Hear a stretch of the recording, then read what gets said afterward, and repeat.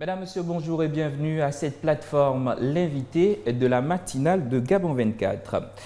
L'affiche journalière de la matinale de ce jeudi 24 novembre 2016 nous offre l'occasion d'échanger avec le ministre de l'Intérieur, de la Sécurité publique et de l'Hygiène publique, chargé de la décentralisation et du développement local, Lambert Noël Mata, sur des aspects liés à son département ministériel, mais aussi sur des questions d'actualité et relatives. Monsieur le ministre, bonjour et merci d'avoir accepté notre invitation. Bonjour. Voilà, tout de suite, on va repartir du côté de la FOPI où se retrouve Ousmane Bina. Il est là à la FOPI pour assister à la montée des couleurs ou encore pour prendre la température de ce côté. Bonjour à vous Ousmane, comment ça va de ce côté de la capitale? Bonjour à vous plateau pour ce reportage du jour de ce jeudi matin. C'est bel et bien la matinale sur Gabon 24, la télévision d'information gabonaise en continu. Le reportage du jour qui s'est déporté donc comme je le disais à l'état-major de police d'intervention pour assister à la cérémonie de levée de couleur placée sous la férule d'un officier du jour. C'est dans quelques instants.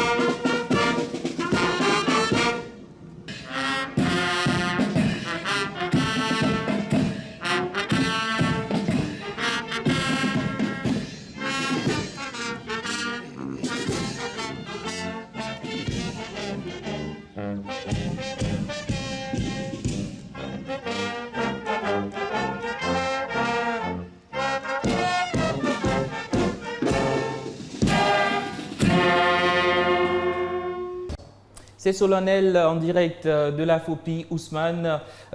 Ousmane se retrouve présentement pour la montée des couleurs. Ousmane, peut-être que vous avez une question à poser au ministre présent sur ce plateau avec nous. Justement, avec votre permission, une question à Monsieur le ministre de l'Intérieur sur le plateau. Monsieur le ministre, bonjour. Et quelle signification donnerez-vous donc à cette cérémonie de levée de couleurs que vous avez suivie en direct du plateau de Gabon 24? Monsieur le ministre. Il a dit un rituel, mais il s'agit plus d'un devoir. Un devoir pour les policiers. Donc, cela consacre le démarrage des activités journalières. Il s'agit également aussi de rendre hommage au symbole de la République, notamment le drapeau. Mais ce n'est pas propre seulement aux forces de police nationale. Ça concerne l'ensemble de nos forces de sécurité et de défense. Mais également, devait concerner l'ensemble des citoyens, donc dans l'établissement scolaire, dans les services publics. Il s'agit donc d'un devoir républicain pour chaque citoyen gabonais. Monsieur le ministre, on a tendance à voir que cette levée des couleurs est un peu bafouée dans certains établissements scolaires. Peut-être l'occasion ici de ramener encore cette mesure à l'ordre? Le gouvernement s'en préoccupe. Je prends pour preuve l'intitulé du département de mon collègue de l'Éducation nationale. Il y a donc la variable éducation civique. Il s'agit pour nous, à travers des enseignements, à travers tous les modules de communication, de ramener cette donne qui est presque permanente. Donc il s'agit ici, on va dire, d'un devoir républicain qui intéresse, qui concerne l'ensemble de nos compatriotes. Alors, Monsieur le ministre, on va rentrer de plein pied dans le contenu de notre entretien. Parlons de la police de proximité. Comment comptez-vous mettre la politique générale déclinée par le chef du gouvernement, comment comptez-vous mettre en pratique ou encore en exécution cette politique de police de proximité dans la feuille de route du chef du gouvernement? Je devais dire à la suite du Premier ministre, chef du gouvernement, que dans les 100 jours et au-delà des 100 jours, les missions du département de l'Intérieur ne sont pas en reste. Un accent particulier doit être mis sur la police de proximité. Il faut signaler que la police est une administration, un service public au service des usagers, au service des populations. Sans cela, elle s'occupe de notre protection, la protection également des biens. La police est également concernée par le maintien de l'ordre ou le rétablissement de l'ordre lorsque celui-ci est troublé. La police, dans certaines de ses composantes, s'occupe également des flux migratoires, la surveillance du territoire national. Tout ceci sont des activités qui mettent la police en contact avec les usagers, en contact avec les populations. La perception que le public a de la police, c'est l'aspect répressif. Je crois que c'est ce qui a déterminé, je crois, le chef de l'État pour faire en sorte que un aspect où l'accent soit mis sur la communication, sur les échanges qui devaient exister entre la police et les populations. Donc, et parlant de l'échange qui doit exister entre la population et la police, les populations se plaignent souvent des comportements un peu déplorables de la police. Je parle de l'arnaque, des arrestations un peu abusives ou encore de ces policiers qui ne cessent de racketter sur la route. Monsieur le ministre, quelles sont les mesures prises pour pouvoir venir à bout de ce phénomène? Ici, on ne présente que l'aspect, on va dire, négatif, alors que la police se signale par des actions nobles, notables vis-à-vis des populations. Il y a les règlements intérieurs donc, qui régissent le fonctionnement donc, des forces de police nationales, où il est prévu différentes sanctions face aux actes irrépréhensibles.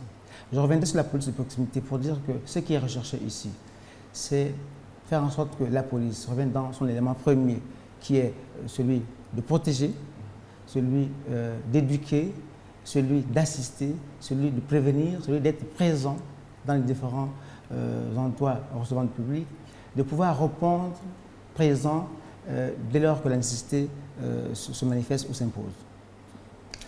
Ce qu'il faut retenir dans la police de proximité, il s'agit d'une espèce de stratégie organisationnelle qui est basée sur la communication, sur la pédagogie. C'est ce qu'on recherche. Oui. Alors, Monsieur le ministre, la décentralisation fait partie des priorités gouvernementales. Alors, mais où en sommes-nous réellement aujourd'hui?